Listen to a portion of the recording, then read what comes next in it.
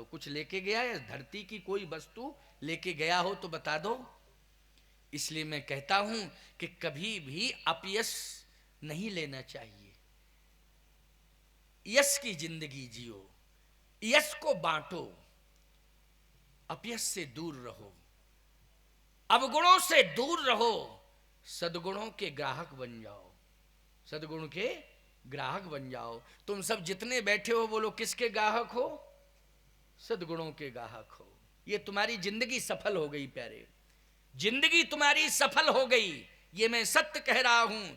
एक एक शब्द तुम्हारे कान के माध्यम से, कर्णेंद्रिय के माध्यम से हृदयस्थ हो चुका है। सावधान, सब कुछ अंतिम श्वास निकलने के बाद जल के खाक हो जाएगा, लेकिन मेरे द्वारा रामचरितमानस की कथा अमर रहेगी। वही तुम्हें तारेगी, वही तुम्हें भगवान से मिलाएगी। उसको अग्नि नहीं जला सकती है, उसको अग्नि नहीं जला सकती है। ये राम कथा तुम्हें मुक्ति प्रदान करेगी, ये राम कथा तुम्हें भगवान से मिलाएगी। बोलो मिलाएगी कि नहीं मिलाएगी? ये है सद्गुण, इसके गाहक तुम बने बैठे हो, इसलिए तुम भाग्यवान हो, तुम आशीर्वाद के पात्र हो। इस समय तुमने अपने दुर्भाग्य को सौभाग्य में बदल दिया है। ये वो क्षण तुम्हारे जीवन में आया है। इसलिए प्यारे अंतिम बात सुन लो भैया, 2:15 बज गए हैं। क्योंकि हमें ये वकील साहब हमको, वैसे तो वकील साहब जो है मंच का संचालन भी कर रहे हैं, और वकील साहब जो है जगत गुरु आस्था मंच के संरक्षक भी हैं, शिवप्रताप जी अध्यक्ष हैं, और हर मंच का, आस्था मंच का संचालन वकील साहब करते हैं। ये रजिस्टर्ड संचालक हैं, समझ गए हो कि नहीं? तो ये संचालन तो कर ही रहे हैं, लेकिन एक बात और है, चर्रा का कार्यक्रम पहले निश्चित हुआ था, चर्रा का कार्यक्रम पहले निश्चित हुआ था। तो वो कार्यक्रम समय से आज पहला दिन वहाँ भी है, लेकिन फिर भी यहाँ से जाएंगे तो थोड़ा बहुत हल्का फुल्का 10-20 मिनट हमको कुछ जल आदि ग्रहण करना पड़ेगा कि नहीं करना पड़ेगा? तब मंच पर जाएंगे कि सीधे यहाँ से उठे और मंच पर बैठा दिया? क्या मैं टेपरे काट हूँ कि यहाँ से उठाया और वहाँ रख दिया और चालू कर दिया, है ना? तो थोड़ा बहुत जलपान हमें भी करना पड़ेगा ना। तो वही फिर मंच पर जाएंगे। तो वही आज पहला दिन यहाँ के लिए भी और पहला दिन चर्रा के लिए भी। कल से जो समय सुनिश्चित किया गया है उस सुनिश्चित समय में ही कथा प्रारंभ होगी, और मैं समय से ही आ जाऊंगा, और समय से ही कथा विश्रामित होगी। चर्रा का मंच भी समय से ही प्रारंभ होगा, समय से ही विश्रामित होगा। आज तो पहला दिन था, इसलिए कोई बात नहीं, पहले दिन थोड़ी छूट मिल जाती है नहीं? लेकिन हर दिन छूट के आदि मत बनो, समझ गए हो कि नहीं? हर समय छूट के आदि बनना ये अवगुण माना जाएगा। तो भाई रोज का समय क्या है वैसे प्रचार पत्रों में? 11 से 10 से नहीं है बेटा। कौन? अच्छा, ये 9 से कहने लगो, 9 से है, कहने ही तो है, लेकिन 11 से है। 11 से दिया था मैंने समय, तो 11 बजे से कथा। आप माताएं, बहन, बेटियां सब समय से कार्य घर का निपटा लें, समय से निपटा लेना।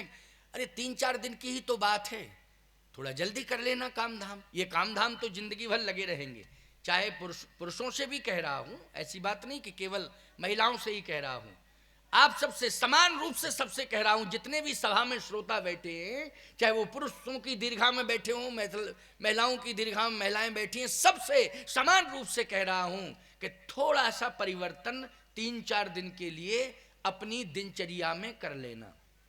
जो कार्य थोड़ा विलंब से करते हो उनको पहले थोड़ा कर लेना, तो 4 दिन भरपूर आपको, आज का दिन तो पूरा हो ही गया है, लेकिन 4 दिन आपको भरपूर समय से कथा सुनने को मिलेगी, और अधिक से अधिक संख्या। आज आपकी उपस्थिति बहुत अच्छी है, कल से और प्रचार करो। आजकल तो प्रचार, ये पंपलेट तो ठीक है, माध्यम बन जाते हैं, सबसे बढ़िया है मोबाइल सिस्टम। क्यों भाई? हाय हेलो करके बता देते हो, मैसेज भेज देते हो, क्यों भाई भेज देते हो कि नहीं? सब एक दूसरे से जुड़े हैं, कितना बढ़िया प्रचार, बहुत अच्छे ढंग से प्रचार हो जाता है। पंपलेट तो चिपका दिया, कोई फाड़ भी सकता है, फाड़ सकता है कि नहीं? लेकिन मोबाइल कौन खींच सकता है, कौन छीन सकता है?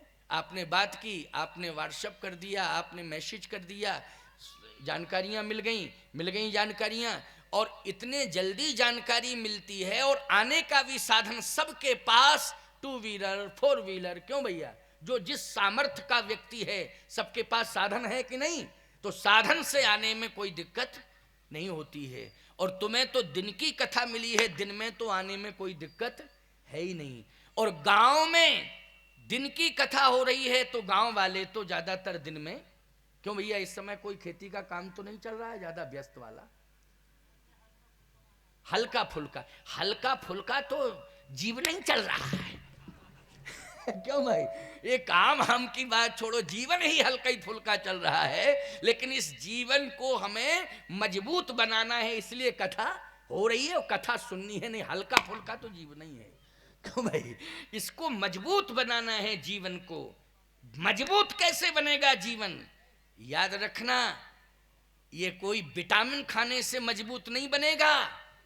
याद रखना, अगर हमारा जीवन मजबूत बनेगा तो संस्कारों का टॉनिक पी करके, राम कथा का टॉनिक पी करके हमारा जीवन मजबूत बनेगा, हमारी जिंदगी मजबूत बनेगी। इसके लिए ही इंतजाम किया गया है। इसलिए 4 दिन शेष रह गए हैं, इसलिए 4 दिन में विशेष रूप से आप आएं और समय से आने की कोशिश करें। 11 बजे सुनिश्चित समय किया गया है, इसलिए सबको प्रयास करना है कि 11 बजे यहाँ समय से आप सब आ जाएं। और अगर ऐसा लग रहा है आपको तो एक पंखा जो कम आवाज वाला होता है ना, उसको कल से दूर रखवा दे। अगर आपको लग रहा हो कि नहीं महाराज जी को थोड़ा दिन में गर्मी, तो दूर रख देना, कम आवाज वाला, ये वाला तो नहीं, वो एक कम आवाज वाला आता ना, है ना, आते हैं वो पंखे का नाम हम नहीं जानते हैं, रामायण पढ़े कि पंखों के नाम याद करें, बोलो भाई। इसलिए वहाँ लगा देना तो हम थोड़ा सा चलवा लिया करेंगे, मन हुआ करे। बाकी आप लोगों के लिए खूब चलाओ, हमें कोई दिक्कत नहीं है, पंखे चलाओ, क्या परेशानी। वैसे तो पंखे लगा दिए गए, कल तो और लग जाएंगे सिस्टम से, आपको भी गर्मी महसूस नहीं होगी, कदाचित नहीं हो सकती गर्मी महसूस। पंखों की भी व्यवस्था, अच्छी व्यवस्था की है साहू जी ने, जैसा उन्होंने आश्वासन दिया था कि महाराज जी हम भरपूर बैठने की अच्छी कोशिश करेंगे कि भक्त हमारे श्रोता श्रद्धालु जो राम कथा के प्रेमी श्रद्धालु हैं वो सबको व्यवस्थित व्यवस्था मिले, तो किया गया है, व्यवस्थित ही किया गया है। और आस्था की बात है ये। तो सती जी ने कहा कि नहीं, मैं तो नहीं जाना चाहती हूँ।